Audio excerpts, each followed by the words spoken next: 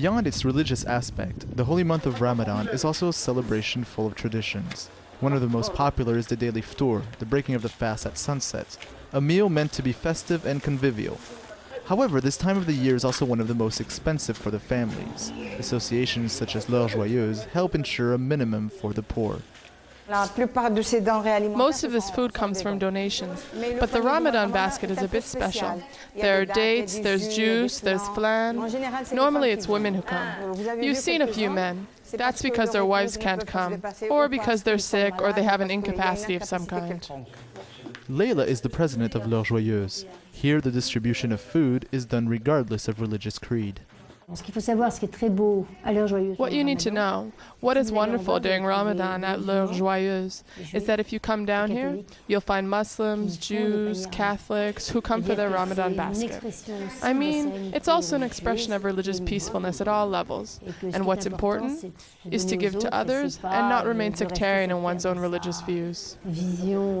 Tolerance is very much missing in our world today. Most of these charities were initiated upon the coronation of Mohammed VI, known here as the King of the Poor. Look, people from the slums are in need, and in general, we provide for that category of the population.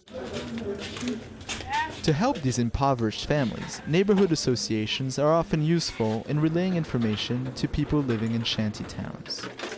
People like Saadia, who lives in a 30-square-meter rundown hut and whose main concern is feeding her 5 children. Here we try to get by with what the husband brings home. I myself am lucky to have a husband, so I'm doing okay. But some people don't even have enough to live. We shouldn't be helped only periodically during Ramadan, but during the whole year. There are people here who don't have enough to eat. We live in very bad conditions. Some people don't even have enough to buy their children's school supplies.